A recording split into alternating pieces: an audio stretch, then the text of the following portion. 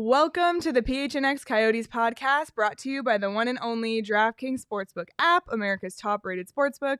Download today using code PHNX, and this week, new customers who bet $1 on any Thanksgiving NFL game can win $100 in free bets if either team scores a point. The fun is over. The four-game point streak has ended. And we are back to our regularly scheduled programming. Back to the Coyotes podcast. No, you know what, though? Again, it's 4-3 with a minute to go against the Edmonton Oilers. Yes. We're in it. Yeah. Wedgie played great. It kind of just hit rewind the last show and hit play again. Like, Wedgie played great. They're in it till the end. This one, they just came up a little bit short. I feel like they always come into the third period down and then make a comeback, and then it doesn't work out, and they lose. Or lately they were winning, but it's the same story over and over. But, you know. Well, and on paper coming into this one with McDavid and Draisaitl coming in, they lost last night in Dallas. You knew they were going to be looking for a bounce-back game. Yeah. They were looking for a win, and the only way you can beat the Edmonton Oilers is if you keep McDavid and Draisaitl off the score sheet. And they certainly did not do that at all today. If they score, and both Draisaitl and McDavid, 2 goals, 2 assists each, 4 points each, if that happens, no chance. You're going to lose. No chance. Right. And you know going into the game, you have to keep them off the score sheet, and you have to do an unbelievable job defending. Your main goal tonight against the Edmonton Oilers has to be defending in zone, and you have to be able to defend off the rush. If you don't do those things, you can't win. Yep. And another thing coming into tonight, and probably still after tonight, Edmonton had the top power play in the league, literally first, 38.2%, and they were 50% on the power play tonight. So let's pull up tonight by the numbers. 5-3 total. That shot total is ridiculous. 43 shots by the Oilers, 50% on the power play, like we said, 59% in the face. I mean, just they dominating every one of those categories. Every offensive category, Edmonton dominated. Yeah. And if you get outshot nearly 2-1, and the face-off percentages, you're not starting with the puck, and you're giving up power play goals, you can't win. Unfortunately, this is what the statistic lines looked like a few weeks ago, when the Coyotes were losing by large and wide margins. The one thing tonight, though, the difference tonight between what's happening now and what happened a few weeks ago is Wedgwood still making a few saves. Yeah. Like, if not for a few saves and honestly a few nicely timed pipes, this game could have clearly got out of hand. Yeah, definitely. So, I mean, that's always good to see, but man, and you look at that faceoff percentage, you think about McDavid and Draisaitl coming in, and the Coyotes' center position is just absolutely decimated right now. Beagle's out with an injury. Larson's still out. I think today's his last day in the COVID protocol. They had to bring in Yannick. He's been scratched for the last few games. Schmaltz is still out. So you got 3 of your top 4 centermen out against a team with some of the best center depth in hockey. Yeah. It's not a good recipe. Yeah. So honestly, to come out of this game 5-3, competitive at the end, and 5-3, it was an empty net goal, so it's not like that different, or make that much of a difference in the score sheet.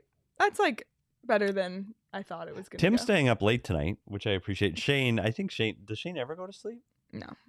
Yeah, I don't know. But he likes your jacket. I know he likes my jacket. I like my jacket too. Shane's at the bar. Yeah, Is he? Shane's at the bar. Yeah. Why are we not at the bar? I don't know. So the good news tonight too is the Coyotes actually got off to a 1-0 lead. Yes, that's true. That's so Keller's goal. Underrated. Keller off of an assist by Phil Kessel, after a huge save by Scott Wedgwood. So he makes a huge save. Puck goes the other way. Keller and Kessel were flying in the first period. Yeah, I think offensively they looked like they had their legs, and maybe it's because Edmonton played last night and it took them a while to get their feet underneath them, because they did start off slow. And I don't think it took them a little while to get their engines running, but the Coyotes looked great in the first period. Yeah, and that Keller-Kessel duo had a ton of good looks in the first period, like so many. And the power play had some good looks, I thought. See, can you do that at the Holiday? Like, what's worse, our PK or children? Yeah, if you haven't heard our Thanksgiving show, you might want to tune in. A little bah humbug. Petey brings the holiday cheer. I just third person myself. I don't like that.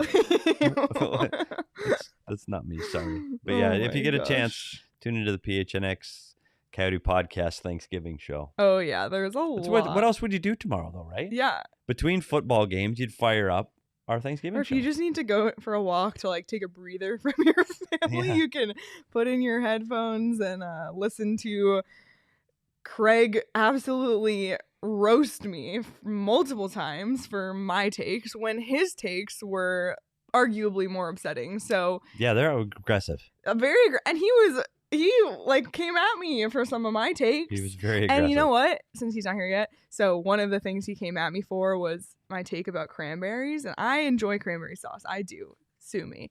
Craig thinks that's ridiculous for some reason, so he really has been aggressive about that. Well, in the second intermission tonight, Jody Jackson interviewed the Coyotes players. What's their favorite food? And you know what Scott Wedgwood said? Cranberries. Exactly. And I will be bringing that up to Craig first thing when he calls in. So I just want everyone to know. Yeah, and again, I don't like cranberries, but if you do, great. Like he was aggressive. Yeah, it's like you don't care that I like cranberries. I have to say he nearly overstepped. And I want to get back to the Watts, what he had up on the reviewed goal. Like, oh yeah, you had said something. So tell us, because you were a former video coach. Okay. That was your job. This is what I did ever since the challenge was enacted into the NHL. That was my job, is making those calls. So we don't have a good look. We have the same look here that you had at home. You need to see the blue line camera. And one of the things inside the video room is you have a camera on each side of the blue line. You have one low, one high, one on this side, one on that side. I don't know. And Hunter Cherney is the video guy there. I'm not saying he gets to make the call even. Sometimes the head coach makes the call and they don't have a clear look at it. They're looking at a monitor below their feet, so it's hard to see. The one for me, though, on offsides, either it is or it isn't. I mean, it's either your toes on the blue line or it's not. So I wish we had a better look at it, because I'd like to see what they saw in the video room, because to us, it's too hard to see from that overhead camera. Turns the game around, though. If that doesn't count, you still have 30 seconds left. So I guess you have to take the chance. If you think it's even close, throw the flag. I wish we could have seen it. Review was done by the situation. It was under a minute to go. Is that a rule? If it's under a minute? Thanks, Cal. Is that a rule? Yep. Oh. Well, good to know. I did not know that. If Tourney thinks it's offside, is he calling up to the video coach, or? Well, see, Kale just ruined my whole thing, because Oh. Kale's right and I'm wrong, and so here I'm coming in as the hockey guy. So I'm bad at hockey. Bad at hockey again. Wow. No, but the way that does take place, yeah, it's anytime a goal is scored, the first one of the assistant coaches has a headset on to the video room, and they're asking offside, goalie interference. Every single goal that's scored, is it offside? It's goalie interference. And there's a monitor at their feet, and you put a big sign in green that says good goal, or it's in big red, it says offside, because it's hard to hear in there. So they have cues at their feet that tell them, yes, we need to make a call, and it's going to be because of this. So thanks, Kale, for correcting me. I apologize. You are correct. Look at that. Caleb. Well, Thanks, Caleb. Caleb Reedy. See, I was. Or were you thinking Kale Breedy? Yeah, Oh, yeah. I was thinking Kale Breedy. I could see how Caleb, you would I'm sorry. think that. I'm just going to start. Can we start over? Should we just play the intro again and go for it from the top? Oh my gosh. Well, I see Karen's in the chat. Hi, Karen. I saw Karen in the Discord earlier said, so Draisaitl tonight scored his 20th goal of the season in his 19th game. Like, I saw that he'd already scored his 20th goal. Like, are you kidding me?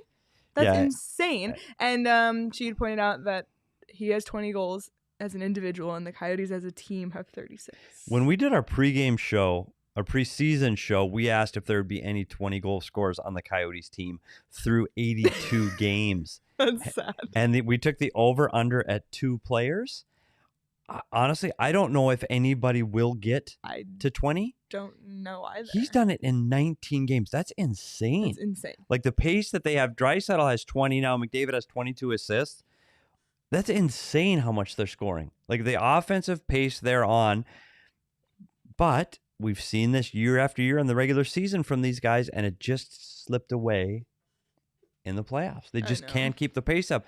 And I don't know if it's because the other team defends harder, or the pace quickens, everything gets a little bit tighter. I don't know, but they just haven't been able to duplicate what they're seeing in the regular season and the offseason. But right now, they are absolutely on fire. And that Draisaitl goal on the power play, he has 2 players on him. Like Fasching and Gostisbehere, it's great coverage. They're on him. Sticks are on him, and he still scores. I'm one that usually sits here and goes, hey, that D-zone coverage was blown, or this guy should have been there, this guy should have been here.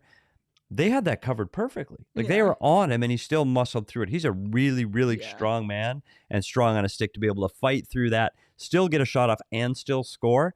This pace is unbelievable right now. They're fun to watch. Yeah, they are. And another fun stat from tonight.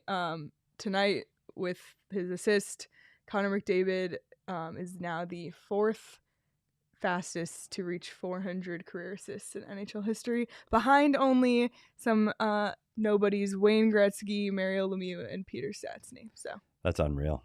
It's they're so much fun to watch when they're playing like that. There were moments in this game as the game wore on. Again, the first period, I thought the Coyotes looked sharp. I thought they were skating well. They moved the puck well, and we thought we were going to have a good night. Krause was flying. We talked about Keller already. Yeah, after going 1-1 after 1, I'll take it. Yeah, and then the tide turned, and once Edmonton turns it up and their offense is playing like that, it is just fun to watch, and it looks like everybody else on the ice is just standing still. Yep. There was a question earlier in the chat. Chris asked, is Petey drinking? Oh, I haven't yet. And all right. I know you probably can't see the label here. It's from the Bemidji Brewing Company in Bemidji, Minnesota. I took a road trip there this summer, my hometown, and it is a Red X multi-amber. Oh, look, we're getting the zoom. Look at this. So it's the Bemidji Brewing Company. We drove across country. We put this in the trunk in a cooler all the way home for a special occasion. And the special occasion today, the Bemidji State Beavers, my hometown. I didn't go to school there, but my hometown college is here playing the ASU Sun Devils. They beat the Sun Devils tonight 4-3. ASU had a late comeback, got 2 goals in the third. It was 4-1 Beavers, and ASU made a comeback. Just fell a little short, 4-3. Craig and I will be going to the game on Friday night to watch the Beavers and the Sun Devils battle again at Oceanside. So in honor of that series, I am having a Bemidji Brewing Company Red X Amber Ale. Cheers. Cheers. One. Yeah, I couldn't do it tonight. It's late. I need to drive home still. I know. Oh, wow, man. That is fantastic. Oh, yeah. Speaking of late night, are we talking about last night? Oh, I was like, where are we going? That just goes to show how brain dead I am. So last night at PHNX, we had a Friendsgiving. There we all are. That is the entire crew at PHNX and a couple from DNVR who flew out. So our CEO, Brandon's front and center there in the PHNX shirt. On the left is Eric, the head of design. And he's the one who designed Cody. So if you love Cody, that's Eric. So that's the PHNX crew. We had a blast last night. A lot of fun. So yeah, I wish we could zoom in on Craig. You're right, like an angry Craig. Thank God he's a writer and not on TV. Wait, no, it was fun. It was my first Friendsgiving. What are your thoughts? I need to know because all week you said I've never done Thanksgiving. I've done Thanksgiving. I meant Friendsgiving. And you were very stressed. I was stressed. And how did it go? Fine. It was fine. It was fine. Like I don't know. Like the food is fine. Petey did an Irish goodbye. He just walked out. Here you go. Yeah, just like I just said, is anybody looking? Yeah, and no, he was talking to me. He's like, do I have to go say bye to everyone? Can I just walk out? No, it was great. I tell you what, it's everybody in there. We just talked sports, and everybody gets sports. Like my wife is a big baseball fan, and she had Derek in the corner talking baseball for a half hour. Like it was fantastic. Yeah. More food than you could handle. Oh my God. We should do a cooking show here at PHNX. Clearly. Honestly. Again, Derek with the brisket. What did Saul make? Saul made ribs. No, he made ribs. Oh, it's ribs. Ribs. There was ham there. He bought the ham. He bought the ham. Yeah. Made the ribs. I think Lindsay was supposed to. Uh-oh. Throwing another bus? I thought she brought the ham, but I don't know. The food was great. The company did a great job. It was a lot of fun. And I tell you what, this PHNX crew is just, they're fun to be around. Yeah, it really like and hang it out. Really, it is a family. It and I know like it might sound cheesy, but like it genuinely is a family with just the, the crew among the people who work here. But we also feel that way with the people who are our members, and especially all of you in the chat. It's literally 11 p.m. the night before Thanksgiving, and you all are here, and that means so much to us. Thank you so much, and become part of the family, become a member at gophnx.com. I heard today there's going to be a Black Friday sale up to 50% off at the PHNX locker. Seriously? Aaron, show our shirts. For those who haven't seen or just want to see it again, our brand new Coyotes design that was dropped just last week. You can get that on a Black Friday deal. We also got new colors in the Cody the Coyote design that we're super excited about. So keep an eye on the PHNX locker, all those Black Friday deals. And there's also going to be a deal to become a member this week around Black Friday. So it's a great time to become a member. You can join our members only Discord. You can read all of Craig's amazing stories on gophnx.com. But if you're also fans of other teams, there's amazing content as well. Literally every team here in the Valley and the universities as well. And the big matchup is on Saturday, the Territorial Cup. So they'll be covering that as well. So be sure to check it out. Your support means a lot. And like we said, it really is a family. So, thank you all for being here at 11 p.m. with us, because it's late. Like, that's 2 late nights in a row for me. Like, I'm in bed. We've talked about I'm in bed. Clearly, I'm in bed by now. Like, we got to talk to Bettman about these 8 o'clock games. I know. So just a couple more things I want to make sure we get in about the game before Craig joins in. I think the start was great. I think what really changed the momentum in tonight's game was the penalties in the first period. I think they had 3 penalties in the first period. Roussel is the one that McDavid ends up getting the goal to tie it at 1-1. It's a senseless. He doesn't need to do the face wash at the end. I know emotions are running high. It's too bad that he ends up in the penalty box there. You can't put the best power play in the National Hockey League on the power play 3 times in the first period and expect to come out of there without giving up a goal, especially when you struggled at the penalty kill throughout points of the season. So I think that was where the momentum started to change. And in the second period, Edmonton found another gear, and Arizona just didn't have anything to answer it. They couldn't sustain a forecheck. They were dumping in pucks, and Edmonton was breaking out with ease. And conversely, on the other end of the ice, Edmonton just had an inordinate amount of offensive zone pressure, offensive zone time, puck pressure, and the game turned around after that second period. Well, I think this is a good time. So I know this has been a popular segment. Video coach Petey doing his breakdown, and every time he does this, I learn something new. So we did a little bit of a breakdown on one of the, I think the second Edmonton goal. At that time, we thought was going to be the winning goal. But it still was significant. It was and we learned a lot. Aaron and I learned a lot having you explain it, so I hope you can all learn a lot too. And before we put up the slides, and I know this is hard if you're listening on the podcast in your car in the morning, like I know Dan is with the kids. This is hard. You have to use your magic. Don't close your eyes, Dan, because you're driving. So don't close your eyes and imagine it. But if you get a chance, go back to the YouTube. I'm going to try to explain these the best I can. And what we talk about when playing the Oilers, the most important thing to do is defend against Connor McDavid. Extremely important, right? But when we start to look through these slides, this might be a little bit of overkill. And that's how this play starts. So this ends up being the second Edmonton goal in the second period. And if you want to put up slide number 1, we call this over back checking. So McDavid has the puck entering the Arizona Coyotes zone. He is all alone, and there are 5 Arizona Coyotes surrounding him. We call this puck watching. When you're not watching what's happening behind you, you don't know who else is in the play, you're puck watching and focused totally on the puck carrier. It's 5-on-1. Okay, that's a bad sign. Results in a goal is just, and that's the irony there is if it's 5-on-1, you better get the puck off of McDavid. Yeah. But clearly McDavid is high skill. Yeah. So if we go to the next slide. So now what happens here when we talk about over back checking? All of the Coyotes players follow McDavid into the corner, and what is supposed to happen? Players need to stop when they're entering the defensive zone and take up their defensive zone assignments. So in this case, the wings, forwards are responsible for protecting and defending against the defensemen of the opposing team. So if you see the red circles watching on YouTube, Clayton Keller should be on the right circle, the red circle on the right, and Phil Kessel should be on the red circle on the left. They should have stopped there and prepared to defend more Oilers that are coming into the play, as you can see in behind. Go to the next slide.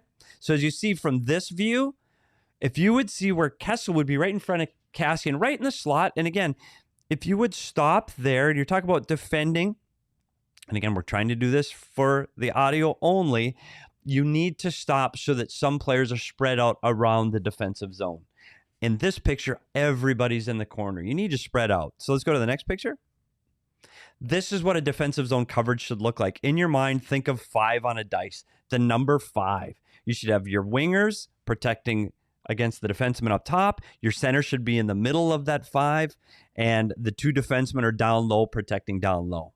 That's what it should look like. So the next slide. So you don't see 5 on a dice here. So Phil Kessel finally realizes that he over back check and he needs to recover and get back to cover his point. Everything else is fine. Jacob Chychrun is going out to Draisaitl. That is now his man. So Draisaitl has the puck along the wall, right at the hash marks. Jacob Chychrun is going out to cover him. Everything looks good if Phil Kessel is covering his point. Now that pass is way too easy for Draisaitl to CC. So we go to the next slide. Because Kessel was not there covering CC, Chychrun sees the pass go up to the defenseman CC, and he's all alone. So Chychrun goes, well, I have to get up there and protect that pass. So Chychrun leaves Draisaitl, which is his assignment. Jacob Chychrun's job right now is to take Draisaitl from the wall and take him all the way back to the net. That is now his man. He's responsible for taking Draisaitl to the net. If Phil Kessel was on CC, Chychrun could stay with Draisaitl and he could go to the net. And we go to the last slide. Off the rebound from a shot from CC comes right to Draisaitl, who is uncovered, and puck ends up in the back of the net. Wow. So basically what happens on every goal is it's not just one mistake, it's 2 and it's 3. So if you look at that clip and you're watching the game fast, you go, well, Chychrun, why did Chychrun leave Draisaitl? Well, it's Chychrun's fault. He left Draisaitl. But there's so many things that led up to that. It was Keller and Kessel over back checking. It was Kessel not getting out to his point fast enough. So Chychrun was recovering for that mistake, which leads to another mistake. And you can't make mistakes against the Edmonton Oilers because they make you pay for it. Wow.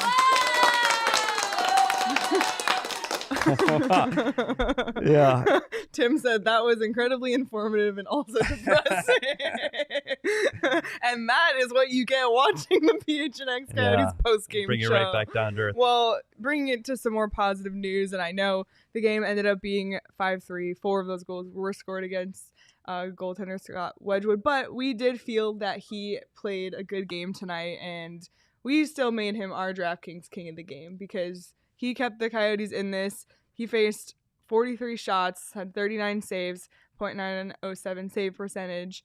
You know, he's just been the bright spot in this stretch of Coyotes games so far. And, you know, we'll also acknowledge that Keller had a multi-point night. He's on a 4-game point streak now, which is great to see. Kessel's had points in, I think, 5 of the last 6 or something like that. So it's great to see the numbers from the forwards that you want to be seeing produce that offense, but it's also great to have that. And same with Gostisbehere. He's another guy that's provided the offense for this team the entire season. The play where he scores that goal, he has 3 attempts at the net. He stuck with the play. It's a fantastic play. Ended with a great shot that actually tipped off the defenseman's stick. But there are still some offensive bright spots, and they don't happen if the DraftKings Sportsbook app king of the game, Scott Wedgwood, doesn't make those saves. And that is something this team, we've said it over and over again, there was a period through the first 13 games where they're not getting those saves. And if they don't get those saves and you're down 4-1, you can't come back. Like the bench just is dejected and they go, we it's too big of a hill to climb. After this, it was 1-1 after 1. Okay, yeah, we're in this. We can still battle back, and Wedgie's going to shut the gate, and we're going to be fine. So he gives the team confidence to keep going. And I'll say this, Vejmelka did the same thing in his last start too. And I think now that Vejmelka is not the guy, that he has, he has a lesser role. He's not playing as many games. I think you're going to see his play elevate too. In his last start, in his first win, I thought he played really well. So hopefully he can continue that too. And both goaltenders continue on the pace they're on, which gives the fans a chance. Yes, for sure. Well, before Craig gets back. Before Craig gets back. Seriously? Like, is he going to come? Yeah, he just texted. He said he's on his way up to the booth. He's halfway home to Gilbert right now, I bet. He's getting his steps in on the stairs, Jeez. Tomorrow's a big day. It's a big eating day. You got to get your steps in today. I'm wondering, does he have a green screen at home and he's just like sitting on a couch the whole time? Are you going to watch football tomorrow, Petey? Absolutely. Are you a big football on Thanksgiving guy? 100%. Will I watch all three? Are you going to bet on the games? You have to bet on the games. If you don't bet on the games, why would you watch them? I mean, if you want a little extra incentive to bet on the games tomorrow. This week at the DraftKings Sportsbook app, new customers sign up using the promo code PHNX and bet $1 on any Thanksgiving NFL game can win $100 in free bets if either team scores. So that's a no-brainer. And for the Thanksgiving game, all customers get a risk-free bet. This is for you. A risk-free bet up to $25 if your same game parlay doesn't win. How do you argue with that? I'm in. Go. You might as well just go for it. I don't know who. I know I bet against the Lions. I know that. Because I'm an NFC North. Well, I'm an NFC North guy with the Vikings, right? So you got to bet against the Lions. Yeah, they've and Craig been will trash. say, yeah. So I don't know what the parlay is yet, but there will be on the Detroit Lion game. Well, maybe you'll have to let the members only Discord know what you're betting, and then they can know to not do that, because when you speak your bets out loud is normally when you don't honestly, do so well. And Shane's gone by now, but Shane on the Bet Show will attest to that. I've been on the Bet Show once. one time. I'm just 0 for 9, and I didn't get that call. But then you went on a heater after. Yeah, I was 13-2 after that. Craig's already depressed over tomorrow's Bears game. So we should start taking bets. Like, does Craig have his glasses on or off? Yeah, we should just start doing our own betting during our show. Bet on Craig. I'm gonna guess off. Off. Discount Clark Kent. I'll bet beers. I'll bring beers if he has them if on. he has them on, you're bringing beer. Aaron's bringing beers if he has them on. His glasses on. Okay. Yep. Oh, Karen said they're playing is it the Lions and Bears and Tigers? Oh my. I don't know. Is it? I don't know. We don't know. Karen's on top of the football schedule. I'm a parade girl, and then the dog show. And then the dog show is big in my house. Please listen to our Thanksgiving podcast. You just will learn a lot about the three of us. Yeah, I don't know if that's a good thing, because I don't know if I came across very good. Yeah, you were kind of grumpy in the beginning of that one. But I anyway. guess that's me. Anyway, back to the Thanksgiving game. Yeah, Lions played the Bears. Look at that. I'll have to rethink my bets. Be sure to bet on those games tomorrow when you sign up using the promo code PHNX. Bet $1 on any of the Thanksgiving NFL games. And if either team scores a point, you'll win $100 in free bets. So make sure to do that tomorrow as you're enjoying your day with your loved ones. That's 21 and over, Arizona only. Gambling problem, call 1-800-NEXT-STEP. New customers only. Eligibility restrictions apply. See DraftKings.com/sportsbook for details. And Tim should be asleep because he has to make the turkey in the morning. That's the problem with the turkey. It takes too darn long. I know. Like, so, we're having tacos tomorrow, and that's no time at all. Yeah. So if you listen to the podcast, you would know that we're a drinking family, so we drink mimosas in the morning. So we start drinking mimosas right when the turkey goes in the oven at like 8 or 9 a.m. And then it never stops from there. So that's my family tradition. Love that. And I'm sure the Coyotes will be celebrating tomorrow as well. They have an off day tomorrow, I believe, before they face Dallas this weekend. So Dallas, they had a rough start to their season. They did not win in regulation for many games, but they've kind of pulled it together a little bit. They're 8-7-2, 6th in the Central, coming off in a 2-game win streak. They beat Edmonton last night.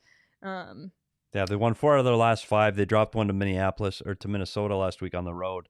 The one thing I look at this matchup with the Dallas Stars, when they're at home, they're a really good hockey team.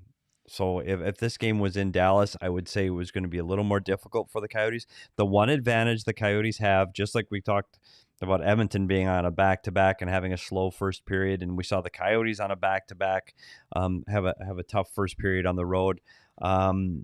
Dallas plays at home on Friday night. They play the Colorado Avalanche in Dallas. So it's a back-to-back traveling east to west. You think maybe if the Coyotes can get off to a quick start, and we maybe we'll do keys to the game that day. That's one of the keys. They need to get a quick start because on that back-to-back, Dallas is just going to try to survive that first 10 minutes, try to find their legs, get their wind. The Coyotes need to jump all over them in the first 10 minutes. So I think that's going to be really important. And it's one bright spot on the back-to-back. So we'll see what goaltender they face. You figure, I don't know if they'll see Ottinger. I don't know who they're going to end up playing, but on a back-to-back gives the Coyotes potentially gives them a chance. Yeah, this is one of those I look at one of those games on the calendar that I look at as an opportunity for the Coyotes to win. Would you agree? Yeah, but for sure. And I wouldn't have said that 2 weeks ago. I would have said the Dallas Stars on a Saturday. I would have said no. But with the goaltending they're getting and the way they've been skating, moving the puck around, yeah, there's a chance. And the Dallas Stars, the one thing that concerns you, though, is they are pretty good up the middle. You've got Ben and Sagan. If they split them up the middle, that could be a challenge. Rupe Hintz up the middle. That's a challenge. And I think it showed tonight their lack of center depth really hurt them in this game. All right. Here it is. Craig's calls. It's Craig. Hi, Craig. It's almost Thanksgiving, guys. It's almost Thanksgiving. We're 45 minutes away. Craig, I just want to let you know that you won me beers. Yep.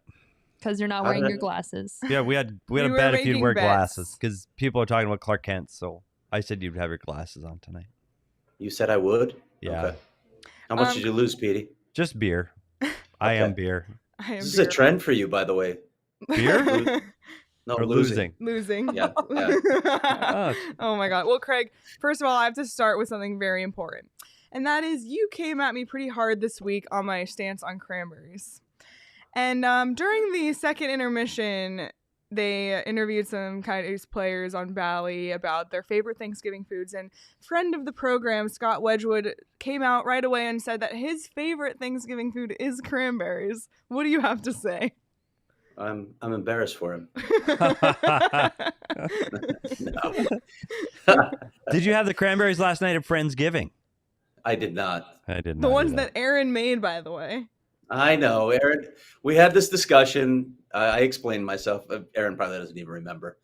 But we'll have cranberries tomorrow. By the way, Aaron, my wife, Tara. I don't remember. You said specifically to me, you're probably not going to want to listen to the pod tomorrow again. Yes, I did say that. Yeah. I also will have cranberries on the table tomorrow at Thanksgiving because my wife loves them, but I won't be eating them. All right. Yeah. Well, that's enough about cranberries. What did you hear in the post-game pressers from tonight? I think you guys saw it. The Coyotes had a really good start tonight. Loved the first 16 minutes for them, 15 minutes, whatever it was. As soon as the Oilers went on that first power play, the game shifted completely. You can't put that power play on the ice. You got to avoid the penalty box as much as possible. They got momentum off of it, and then it was pretty much all Edmonton until that ill-fated rally at the end. The Coyotes were already in a really tough situation here. They're without three centers tonight with Nick Schmaltz still out of the lineup, Johan Larsson in COVID protocols, and Jay Beagle out. So you knew you were going to have a really tough time matching up against the Oilers, and you got to stay off the power, keep them off the power play, and they couldn't do that tonight. But even so, I thought there were a lot of positives from this game tonight. I like the way they came back. Again, I like their start. They're still, I think, playing better as a team than we saw earlier in the season. Yeah, the puck moving in the offensive upside in that first period. They were skating, moving the puck. They got the early lead. I thought Krause was flying in the first period. I think they struggled, like you said, once the power play goal that they gave up, it kind of took the wind out of their sails. And the second period, I thought Edmonton was outstanding. I thought they skated well. The Coyotes could not establish any offensive zone time or pressure at all in the second period. And honestly, they were being entertained and watching the Edmonton Oilers play for a period and a half. Yeah, on that note, can we just take a moment and appreciate what Leon Draisaitl and Connor McDavid are doing this season? Yeah. I think 11 points for that line tonight. How good is it to be Zach Cassian, by the way, and play with those two guys? Yeah. He's like the Pat Maroon of this season, right? Yeah. Just in the right spot at the right time. Wow, those two are. Leon Draisaitl has what, 40 points now? It's just I don't know crazy. about points, but he has 20 goals, which is Yeah, insane. and McDavid's got 22 assists. Like the numbers they're putting up, and Craig, there were moments I won't. We drew up a defensive zone coverage. The Coyotes missed some D zone coverages. There's no doubt about it. But on Draisaitl's second power play goal in the third period, he's got two Coyotes on him. He's got Fashing and Gostisbehere sticks on him. Good defensive zone coverage on the penalty kill, and he still scores. Just out-muscle them. Yeah. Those two are so fun to watch with their speed, strength, and skill. Honestly, like, it's hard to say. There's some nights I wouldn't pay for a ticket to watch hockey. I would pay to watch those two guys play. They're just unbelievable. There were a lot of Albertans in the arena tonight. I can tell you that, to watch these two play. They are, I mean, the points that they're putting up this season, this is right now, this is like Gretzky Lemieux territory. These guys are averaging like 2 points a game. That when you add that up over the course of a season, we're just talking about ridiculous numbers. I don't know still if Edmonton has the depth around these guys to make that deep run to win a cup even. But these two guys are special, and it doesn't take much to fill around those guys when they're playing at that kind of level. Exactly. That's what we were saying in the chat, was having a bit of a debate as well about whether or not they can reach that place. Well, on the flip side of that, looking at the reverse side of the standings, just an update. Seattle ended up winning tonight. So on the tank watch, that's a win for the Coyotes. On the flip side, Ottawa lost their first game back from their COVID pause. So looks like the Coyotes still have the slight lead in the. So Ottawa lost in regulation. Yeah, I think that was actually their 6-3. second game back. Yeah, I think that was their second game back on this road trip. But yeah. they played well tonight. So yeah, it was 6-3 final in San Jose. Wow, 6-3. It was 3-3 when I went down to the interview room. Yeah. So Arizona has currently 10 points in 31st place. Ottawa has 9, but have three games in hand. So we'll see. And I saw Sammy in the chat ask for the rebuild reminder. Actually, Aaron's here. We got a live.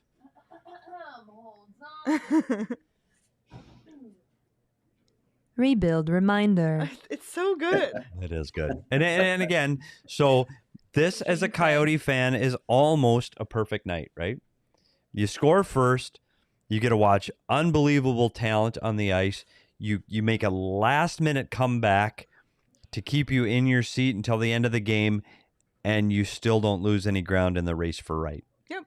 And even though the 4-game point streak ended, there was still excitement at the end, just like the last few games going to overtime, all those times. So. And Bees brought this up too. Kells, you look at some of the players like Kells, Keller, and Kessel both still providing offense. Like Kessel's, would we say 5 out of 6 games now? He's got points in. We talk about this trade watch 2022. Is Phil Kessel increasing his trade value by putting up these kind of numbers, Craig? Well, he likes playing against the Edmonton Oilers. He's got 26 points in 26 games against them. It's one of those teams, for some reason, you have it against certain teams. But yeah, I think he's playing hard, Petey. I see that from him. He's not always getting on the score sheet, but I think he's playing pretty hard, and that's probably the end game, right? He's probably looking for another opportunity somewhere else. But that's okay, right? He's around it. Yeah, he is. He absolutely is. But I think he's skating well, and if he's around the offense, he's going to get points. It's just what Phil Kessel does. If he's around it, he'll get his points.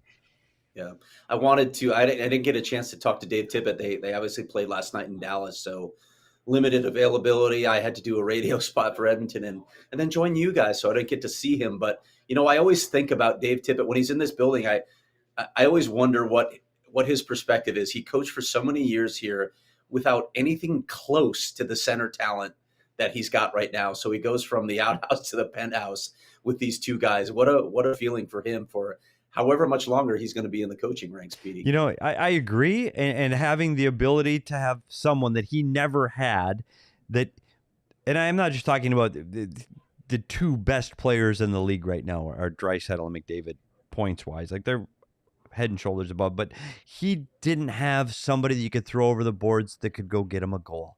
That was a threat to score.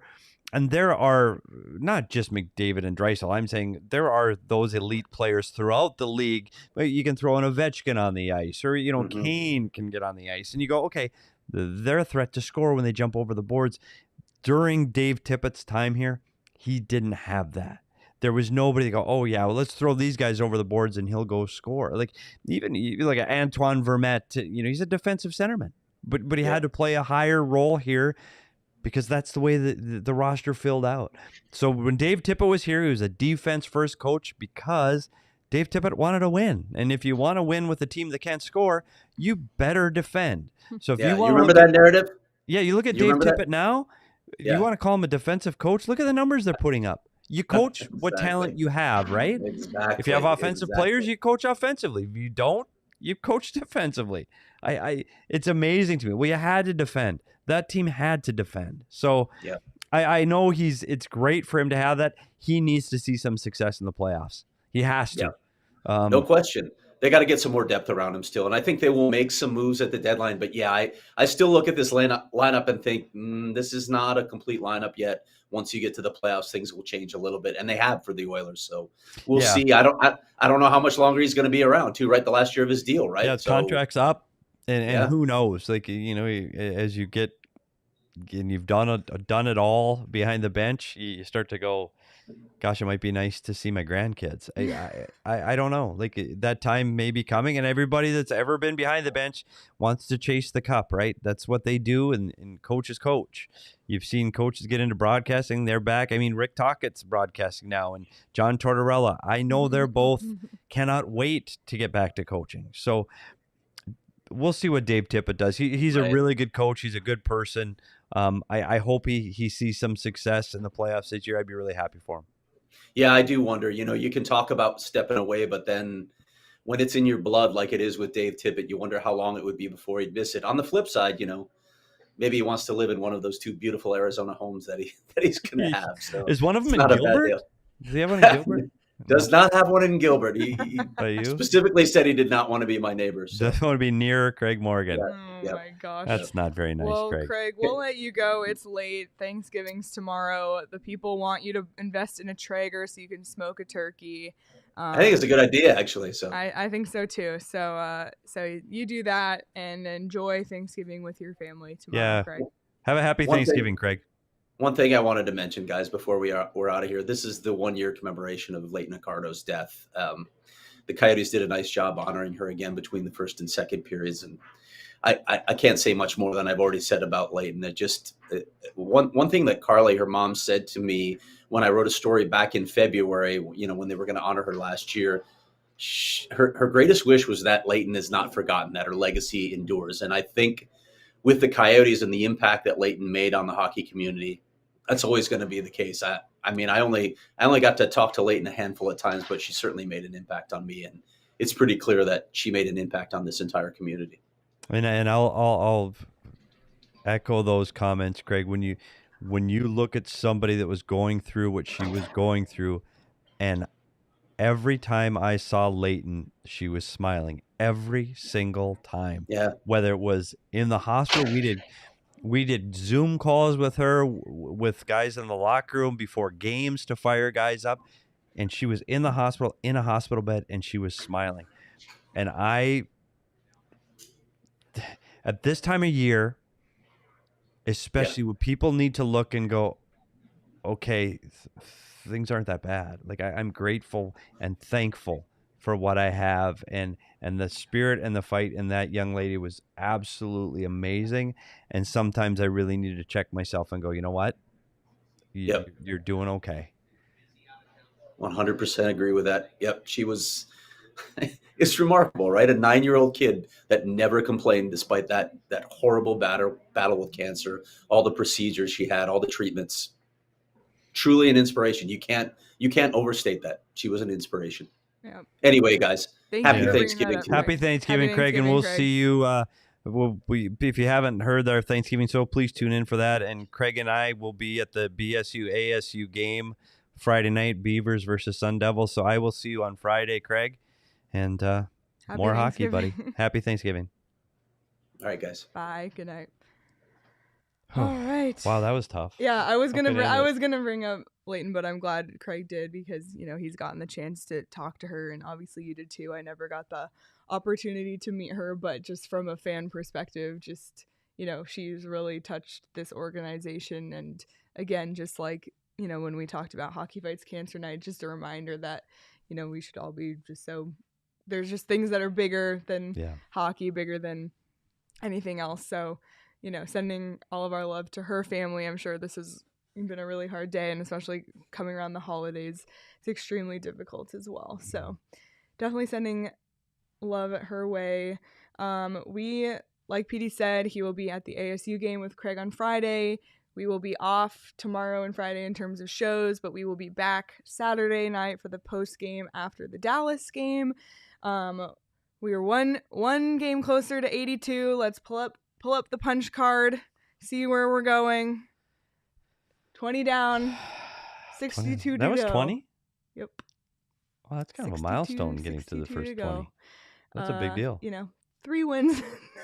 So and this is when you're in the coaching room after 20 games, you start to the playoffs picture starts to take place. Yeah. You say by American Thanksgiving, 80% of the teams that are in the playoffs are in the playoffs. That's crazy. So there's very few changes. I don't think this is the year. Yeah, no, not looking great. Well, we'll keep following along our little punch card. And Caleb said, "Where the smileys and frownies." We did agree on it. We did. I need to get our. But there's more to it than that. Yes, I need to get our graphics guy who is also at Friendsgiving and not at work and won't be at work tomorrow. So we're getting there, Caleb. Yes, we're getting there. We're getting there. It's holiday week. We'll get there. As always, be sure to check out the DraftKings Sportsbook app. Use that code PHNX. Bet on tomorrow's NFL games. Get $100 in free bets if either team scores. And please follow us all on Twitter at SPetersHockey, at Leah Merrill, at Craig S. Morgan, and at PHNX_Coyotes. The bet is still on for this Espo to take the slap shot. So tell your friends, tell your family when you walk into Thanksgiving tomorrow, have everyone break out their phone and follow at PHNX_Coyotes. We're looking for that slap shot on Espo. So make it happen. And like we said before, thank you so much to everyone who's part of our family. Please become a part of our family. This is, just been. We talk about Thanksgiving and what we're thankful for. I'm just thankful that we get to talk hockey every night. And I know we joke about, the Coyotes struggling and whatever else, but to be able to do this and interact with, new people, and it's just amazing. So it's thankful. What a good year. It's been a good year. It's been a very good year. So we'll see everybody back again on Saturday. Thanks so much for listening, and have a really happy Thanksgiving, everyone. Happy Thanksgiving.